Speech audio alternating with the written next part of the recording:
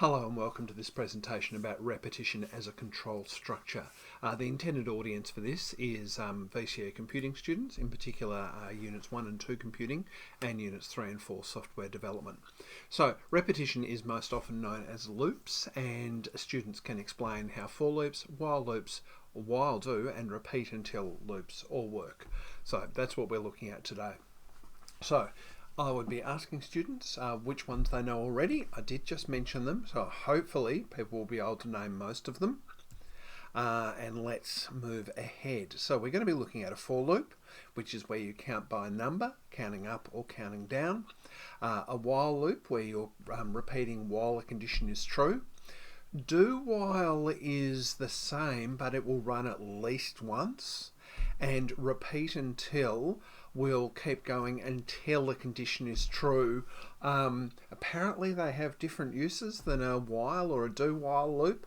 I'm really including it here because it's in the study design. I can put my hand in my heart and say I've literally never written a do while or a repeat loop in my own code, but you know what, they're in the study design. So a for loop. A for loop actually comes in three parts, regardless of what language you're using. Sometimes they'll hide some of these parts from you. So you're starting off with a variable, and by convention people often start with I for index. So we're saying this variable starts off with this value, so we're going to start it as 0.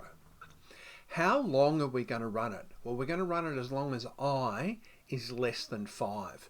You don't have to use the same variable that you've got there, but mostly you will. It's a really unusual case that you won't. And the third part is, well, what do I do every time the loop runs? Well, you increase it, and in lots of languages, that iteration, I++ means add 1 to that. So this will print the number. When it starts, it'll print 0. Then it'll print 1, then 2, then 3, then 4, but it will never print 5 because it keeps going as long as I is less than 5. But once it gets to 4, that's all there is left of being less than 5. So that it will run 5 times, but it'll count 0, 1, 2, 3, 4. And that confuses some people. You don't have to start at 0. So in this loop here, we're letting I equal 10. We're going to go until it's less than 20, and we're actually going to make it go up by 2.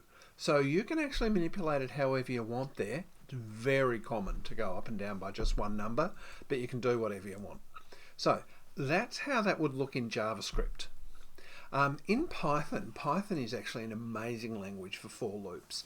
I know of at least 8 different ways that it can do a for loop. In here, for I in range of 5, it'll print 0, 1, 2, 3, 4. It'll never get to 5, just like that other one. So even though we say range 5, it won't get to 5. You can iterate over a list, so fruits equal, and there's our list, or an array, as it's more commonly known across computing. And then we're saying for fruit, now fruit is the singular here, it's acting like I in fruits, and so it'll print apple, banana, cherry. But I've put the little cat icon there to remind me to come over here and show you something. So if I run this, it will count from 0 to 9. So there we go, 0 through to 9. But what you can also do in Python, which is where it's beautiful for this sort of thing, we can count from 3 to 9. So you can set the start and you can set the finish. What you can also do is tell it how many to count by. So while it's lovely and simple and easy to use, it's also versatile and powerful. So for loops are great. I would use for. I think for loops are an almost foundational bedrock to coding. I think if you don't understand them, make an effort to get your head around it. Now, a while loop is, while it's raining, hold up your umbrella. So in this particular program here, we're importing random. That's just so we can get a random number. The total's 0, and we're saying while the total is less than 100. So we're going to add to the total by a random number between 1 and 20, and we're going to print that number. Now I think I actually have this program here. So let's see it run. So there we go. 13, 25, 37. So it's doing it. Now you might look at it and think, how come it got 107? Well, what happened is it looked at 92 and said, yeah, 92 is less. So it added a new random number to it, which took it up to 107. And then when it went to say, hey, should I do this again? It said, well, does total meet my condition? And it no longer does. And so the program stops, which is why we have these arrows down here. So you do have to be a bit careful with while loops. Sometimes your final condition will end up throwing you over the threshold that you've set. There's a JavaScript example. Down there, we're letting counter equal 1, while counter is less than or equal to 5, and then we're just incrementing the counter there. So I use while loops a lot. I think they're fantastic. I think they're particularly good inside a validation loop. Now, this is a good time to talk about a break. So what a break does is it exits a loop when a specified condition is satisfied. It presents unnecessary iterations once a desired result is found. It's good for search algorithms, and it can handle an exceptional case. It does also say the stuff that I've read, use these with caution. I've got a break in here, but in this particular case, I actually think there would be better ways to code this. So while true, because truth is always true, so that loop's going to run forever. We're going to make up a new number between 1 and 20. We're going to print it, and if that new number is 10, we're going to break. So we're going to be no longer in the loop. So we run that, and you can see that it kept going until it rolled a 10. Now in this particular instance, that took about, 12 guesses. If I run it again, it got a 10 on its second. So it'll keep doing it, it'll break out when you want it to. There would be more elegant ways to do that particular thing.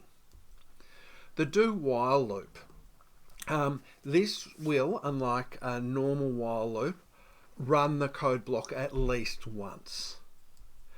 It checks the condition after the execution of the looped code, and it repeats if the condition remains true.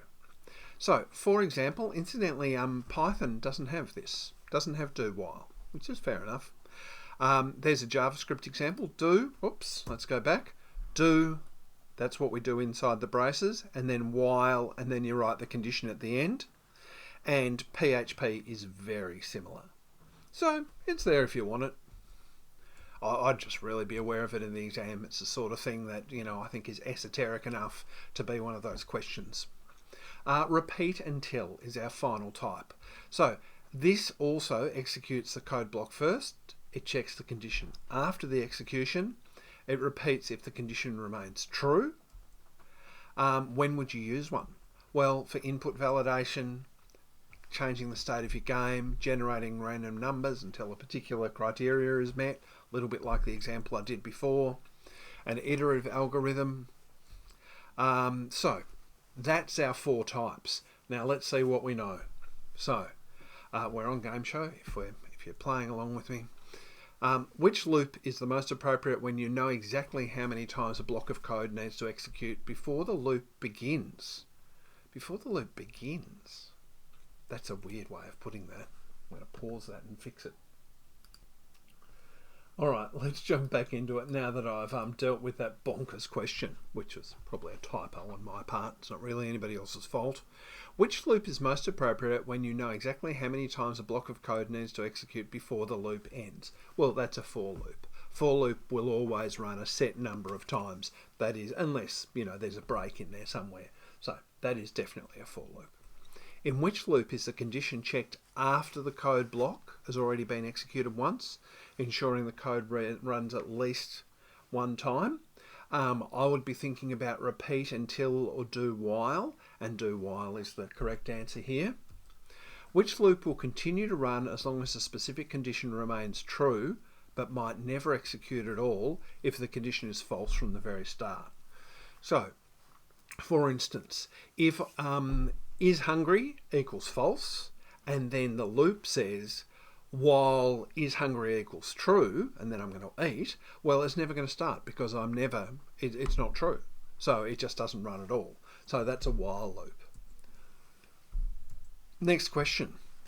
Which loop structure is specifically designed to stop executing only when a condition becomes true, running as long as the condition is false? I think that's repeat until. Let me just check. Yep, it is. Which loop typically uses a built-in counter or index variable that is automatically incremented or decremented with each iteration? Well, that's a for loop. And finally, if you're writing a program to ask a user for a password and you want them to keep asking until they get it right, but you must ask at least once, which loop is the most efficient choice? You could do that with a while and use a break, but repeat until, because you're going to repeat until what they entered is the password that you're seeking. So I hope that was useful to you, and I hope now you've got at least a basic understanding of a for loop, and you should have a very solid understanding of that. A while loop, I think, is also one of your everyday tools, and you can at least recognise a do while and a repeat until.